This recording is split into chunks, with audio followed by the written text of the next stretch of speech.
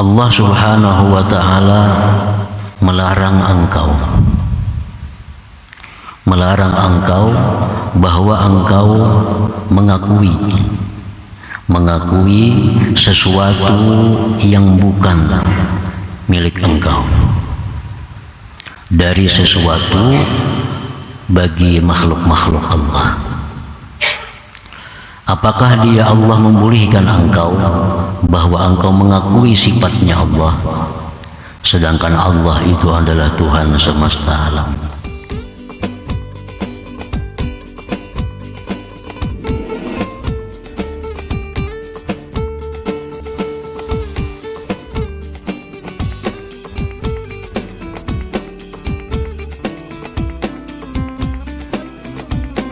Bismillahirrahmanirrahim. Alhamdulillahilladzi tafarrada bil 'izzi wal 'azamah wa aw'ada man naza'ahuma bin naril mu'limah.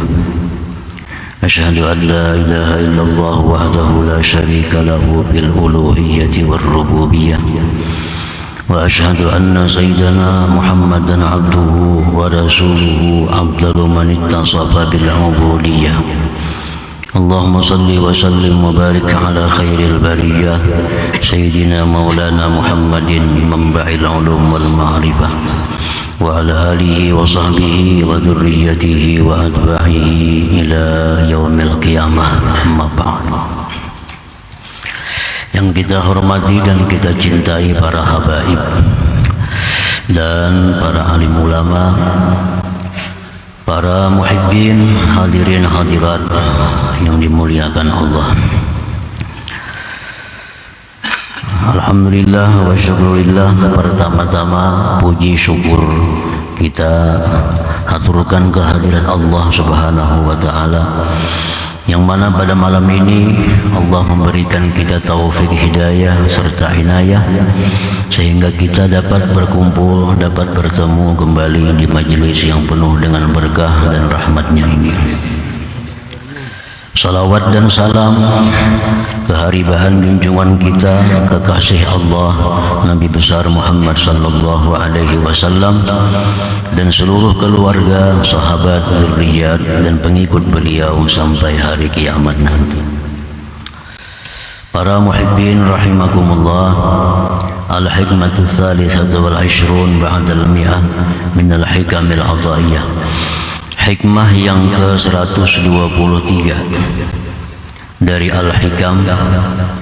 Qala al-Imam Ahmad ibn Athaillah As-Sakandari, berkata Imam Ahmad bin Abdullah bin Athaillah As-Sakandari, Ahmad bin Athaillah As-Sakandari rahimahullah wa nafa'ana bi ulumihi wa asrarihi. Mana'aka an tadda'iya ma laysa lak mimma lil makhluqin afayubihu laka an tadda'iya wasfahu wa huwa rabbul alamin. Artinya, Allah Subhanahu wa ta'ala melarang engkau bahwa engkau mengakui sesuatu yang bukan milik engkau dari sesuatu bagi makhluk-makhluk Allah. Apakah dia Allah membolehkan engkau bahwa engkau mengakui sifatnya Allah, sedangkan Allah itu adalah Tuhan semesta alam? Nah, itulah terjemahnya hikmah yang ke-123. Para muhibbin rahimakumullah, idza kana Allah ta'ala mani'an laka ayyuhal 'abdu wa muharriman 'alaika an tadda'iya ma laysa laka mimma a'dalil makhluqin minal amwal wal ahwal wal af'al wal aqwal wa ghairiha wa musammiyan dzalika zulma wa udwana wa mu'idan 'ala dzalika azaban alima. Apabila Allah Subhanahu wa ta'ala melarang engkau, wahai hamba, dan mengharamkan Allah atas engkau bahwa engkau mengakui sesuatu yang bukan bagi engkau dari sesuatu yang Allah berikan kepada makhluknya, baik itu harta, baik itu keadaan, perkataan, perbuatan, dan lain sebagainya. Dan Allah menamakan demikian itu satu kezaliman, melampau batas. Dan Allah menjanjikan atas yang demikian azab yang pedih. Nah, para muhibbin rahimakumullah, artinya Allah subhanahu wa ta'ala melarang kita mengakui sesuatu yang bukan milik kita, baik itu berupa harta. Kepunyaan orang diakui, itu rumahku, padahal lain rumah seorang. Itu kendaraanku, padahal bukan kendaraan seorang. Nah, mengakui harta orang lain, mengakui keadaan orang lain, kepangkatan orang lain, mengaku jadi bupati, mengaku jadi camat, padahal irti. Nah, mengaku camat, mengaku bupati, padahal milik orang lain. Wal af'al, perkataan, perbuatan, wal af'al, perbuatan, itu adalah pekerjaanku, itu adalah ciptaanku, itu adalah bikinanku, padahal bukan bikinannya. Wadah ini ulahan siapa nih? Itu ulahan kita tuh, padahal nukar juga. Nah, padahal nukar, bepadah mau ulah seorang. Wal aqwal, perkataan orang lain dianggap disebut perkataan sendiri, ucapan orang lain disebut ucapan dirinya sendiri. Itu mengaku perkataan orang diakui sebagai perkataan sendiri. Dan selainnya, selain daripada yang tersebut, misal anak orang diakui ini anak seorang, bapak ayah orang lain diakui ini orang tuaku. Nah, mengakui. Nah, para muhibbin rahimakumullah, itu perbuatan tadi Allah menyebutnya suatu zulma wa udwana, kezaliman dan melampau batas. Dan Allah menjanjikan bagi orang yang demikian itu azaban alimah, azab yang pedih. Rasulullah sallallahu alaihi wasallam bersabda, "Man idda'a ma laysa lahu falaysa minna wal yatabawwa maq'adahu minan nar." Nah, ujar Nabi, siapa-siapa yang mengakui sesuatu yang bukan miliknya, maka dia bukan termasuk golongan kami, dan dia silahkan mencari tempatnya di dalam api neraka. Hadis lain menyebut, man idda'a ila ghairi abihi wa huwa ya'lam al jannatu alaihi haram. Orang yang mengaku ini abahku, ini mamaku, ini anakku, padahal lain, dan dia tahu, nah maka fal jannatu alaihi haram, maka surga atasnya itu diharamkan. Nah, para muhibbin rahimakumullah, jadi Allah subhanahu wa ta'ala melarang kita untuk mengakui sesuatu yang bukan kepunyaan kita daripada kepunyaan makhluk-makhluk Allah subhanahu wa ta'ala. Fakaifa yubihu laka an tadda'iya sifatan makhsusatan min sifatihi wa huwa rabbul alamin. Maka bagaimana, artinya tidak mungkin Allah membolehkan bagi engkau bahwa engkau mengakui satu sifat yang khusus dari sifat-sifat Allah Subhanahu wa taala, sedangkan Allah itu Tuhan semesta alam. Artinya kita mengakui kepunyaan makhluk dilarang. Apalagi kita mengakui sifat-sifat Allah Subhanahu wa taala.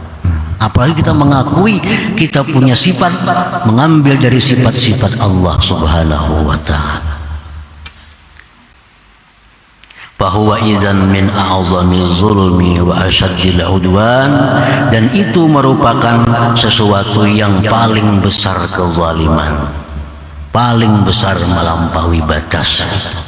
Kita mengakui yang kepunyaan Tuhan diakui sebagai kepunyaan sendiri, kepunyaan seorang. Itu lebih berat lagi dosanya itu. Lebih berat lagi dosanya daripada mengakui sesuatu yang punya makhluk. Ini punya Tuhan diakui kepunyaan dirinya sendiri. Lebih berat lagi itu. Asyaddu zulmi, a'zami zulmi, paling besar kezaliman itu. Wasifatul mukhtassatu bihi ta'ala, bermula sifat yang khusus dengan Allah Ta'ala. Al-ghina, seperti kaya. Kaya itu sifat Allah. Wal qudrati, kuasa, itu sifatnya Allah. Wal quwwati, kuat, sifatnya Allah. Wal izzati, mulia, sifatnya Allah. Wal ilmi, ilmu, sifatnya Allah. Wa asbahi dalik, dan yang serupa itu. Nah, ini sifat-sifat ini kepunyaan Allah. Jangan sekali-kali kita hendak mengakui sifat Allah itu. Kita mengakui kepunyaan makhluk dilarang keras oleh Allah, apalagi kita mengakui yang kepunyaan Allah.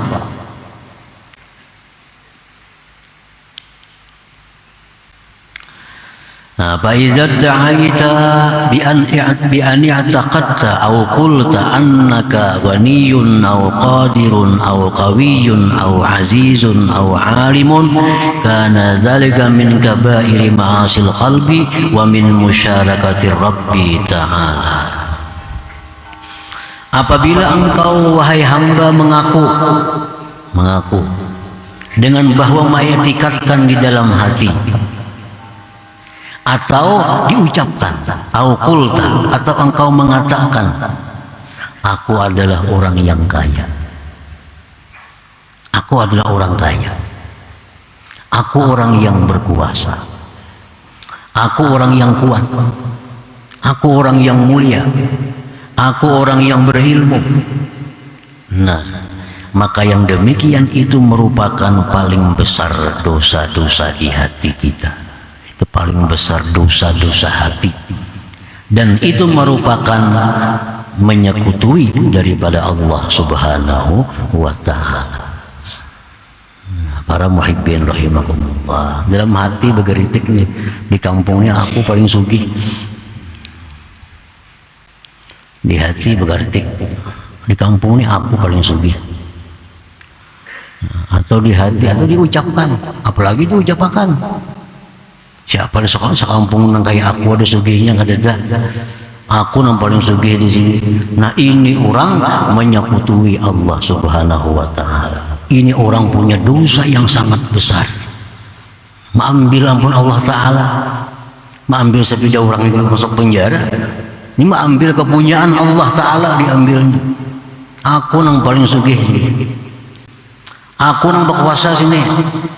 Ini daerahku, siapa aku berkuasa. Nah, ucapan-ucapan itu seringkali timbul di mulut orang-orang yang tidak memahami demikian. Sini aku yang berkuasa, ini wilayahku. Ini sudah menyekutui Allah. Atau perasaan timbul, aku yang paling kuat, aku yang paling kuat di sini. Diucapkan atau hanya dalam hati. Aku orang yang mulia, atau alimun, aku orang yang alim.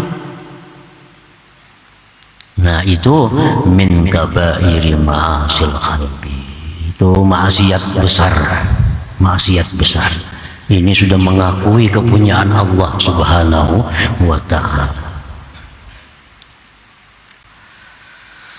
Para muhibbin rahimakumullah, wa min abhasil fawahish indal arifin wujudu syai'in min asyarikah fil qalbil abdi biddi'ai syai'in min sifatir rububiyyati li nafsihi i'tikadan aw qawla lianna dhalik munazahatun wa takabburun alaihi ta'ala.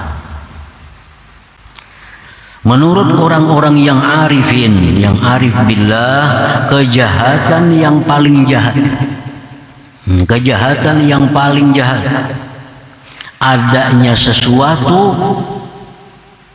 persyarikatan dalam hati seorang hamba dengan mengakui sesuatu dari sifat ketuhanan bagi dirinya. Ya tadi, mengakui aku paling sugih, sekampungan ini aku paling alim, sekampungan ini aku paling alim, sekecamatan ini aku paling alim, sekabupaten ini aku paling alim.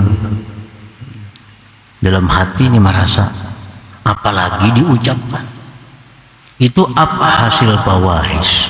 Kejahatan yang paling jahat, lebih jahat daripada zina, lebih jahat daripada riba, lebih jahat dari segala macam maksiat. Nah, itu dianggap inting biasanya. Dianggap orang yang merasa dirinya jago, aku paling jago sih. Siapa yang wani lawan aku? Nah, ini merebut sifat Allah. Merebut sifat Allah.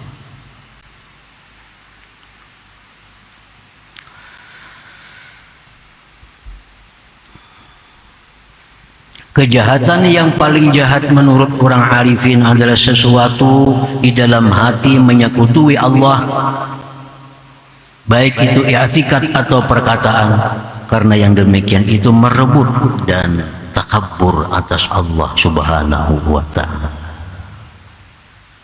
Paling pintar lah sama aja, paling bisa lah sama aja, paling mahir kan, kesemuaan sifat kesempurnaan Allah Subhanahu wa ta'ala. Jangan hendak direbut-rebut, jangan hendak diakui, karena itu bukan kepunyaan kita, itu kepunyaan Allah Subhanahu wa ta'ala. Paling bungas kah, sama aja juga. Bungas itu keindahan, keindahan itu milik Allah Subhanahu wa ta'ala.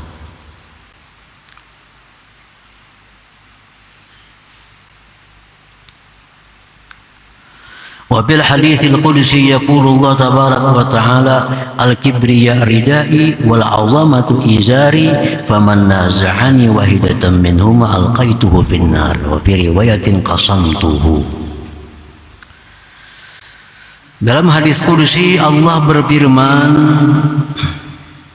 kesombongan, keagungan itu adalah merupakan sifat yang khusus bagiku. Itu sifat yang khusus bagiku. Kebesaran, keagungan. Siapa yang merebut aku satu daripada keduanya, itu aku lemparkan dia ke dalam neraka. Dalam riwayat lain, au qasamtuh, atau aku hancurkan dia. Aku hancurkan dia.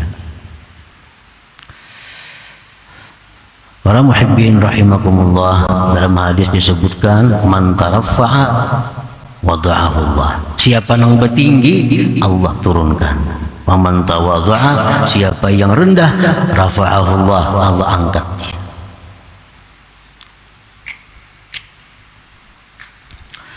Al-ahadis fi zammi man ittasafa bi sifatin mukhtassatin birrububiyah katsiratun. Hadis-hadis yang mencela orang yang bersifat dengan sifat yang khusus dengan ketuhanan itu banyak hadisnya. Banyak hadisnya. Namun kita mendengar, tahu, tapi kita belum merasa kayaknya kadis pernah melakukan itu. Kalau orang ada berzina, dianggap paling jahat sudah. Ada orang main judi, dianggap paling buruk di kampung itu. Ada orang berbuat riba, dianggap paling jahat manusia. Padahal orang yang paling jahat itu orang yang merebut sifat Allah Subhanahu wa ta'ala. Orang yang merasa dirinya kaya, dirinya besar, dirinya mulia, dirinya alim. Ini manusia paling jahat. Karena dia sudah berusaha untuk mengambil, mendakwa, mengakui sifat Allah Subhanahu wa ta'ala.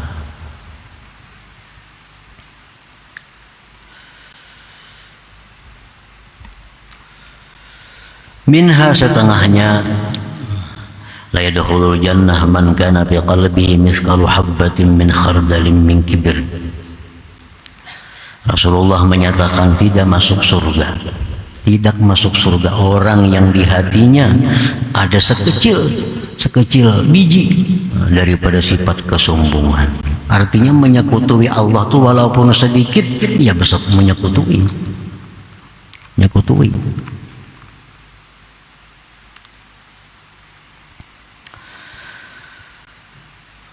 Qala Nabi sallallahu alaihi wasallam, la ahada aghyaru min Allah ta'ala.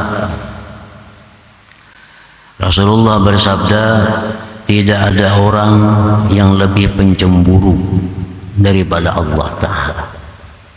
Allah itu sangat pencemburu, penimburuan. Allah sangat penimburuan, pencemburu. Wa ma'nal ghairah, maksudnya cemburu itu annahu la yarda bi musyarakati ghairihi lahu fi makhtassa bihi min sifatir rububiyah. Artinya Allah itu pencemburu, Allah paling tidak suka kalau ada orang yang mau merebut sifatnya. Allah tidak suka kalau orang yang ada memakai sifatnya. Allah paling tidak suka kalau ada orang yang mengakui sifatnya. Itu artinya pencemburu. Allah cemburu.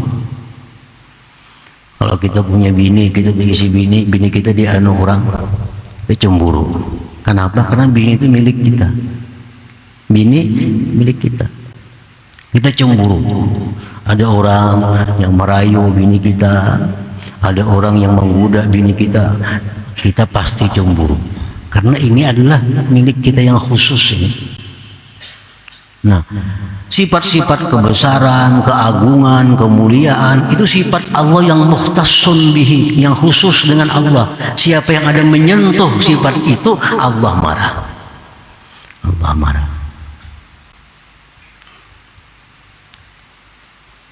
Nah, walidzalika nahana anil ittisab bil izzi wal azamah wa talabir riasah wal ulu aw iddi'ai dzalik bil maqal. Oleh karena Allah itu orangnya pencemburu, lalu Allah mencegah kita daripada bersifat dengan kemuliaan, keagungan, mencari ketinggian, mencari kedudukan, jabatan, atau mengakui demikian dengan perkataan itu. Nah, para muhibbin rahimakumullah, ini hikmah yang ke-123 sangat berhubungan dengan yang sebelumnya. Yang sebelumnya kun bi awsafi rububiyyatihi muta'alliqah. Jadilah engkau dengan sifat Tuhan bergantung.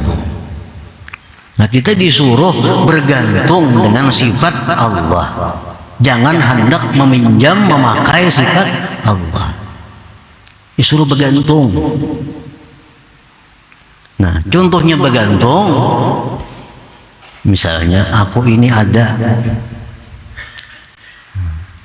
dengan adanya dia.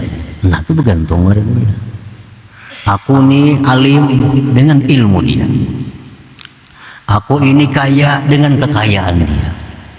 Aku ini kuat dengan kekuatan dia. Ini bergantung. Nah, ini dipuji oleh Allah. Hamba yang bergantung ini dipuji oleh Allah.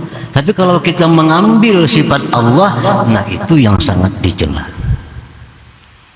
Misal kita lawan atasan kita, lawan pejabat. Nah, ulun nih kada berdaya. Ulun nih bergantung lawan pian. Jerpian ka ini, ulun ka ini, jepian ka itu, ulun ka itu. Hidup mati ulun ini tergantung lawan pian.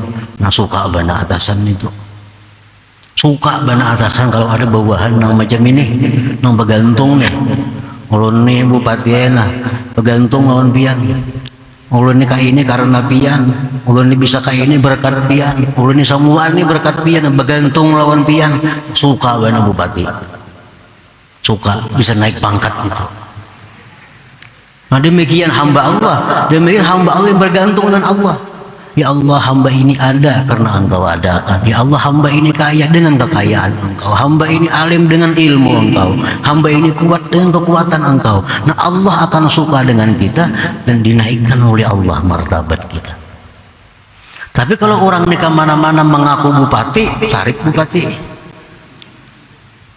Kampung-kampung aku bupati di sini, padahal lain. Nah ini mengambil jabatan orang.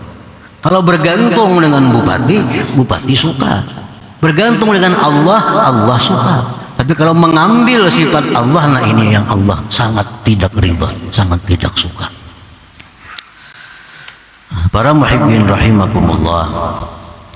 Fa in fa'ala syai'an min dzalik, jikalau dia perbuat sesuatu dari yang demikian tadi.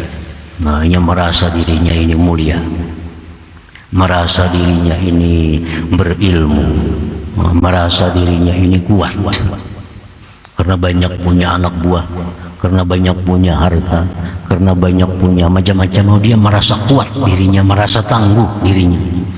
Nah, istahaqqat tarda wan nakal minallahi ta'ala, maka dia itu berhak diusir dan dihukum oleh Allah Subhanahu wa ta'ala. Orang-orang yang selama ini merasa dirinya itu mulia, merasa besar, tapi belum dihukum oleh Allah, itu hanya menunggu waktu. Hanya menunggu waktu. Kalau tidak di dunia, di akhirat pasti akan dihukum oleh Allah Subhanahu wa ta'ala. Karena ini dianggap syuraka illah, dianggap penyekutu Allah Subhanahu wa ta'ala.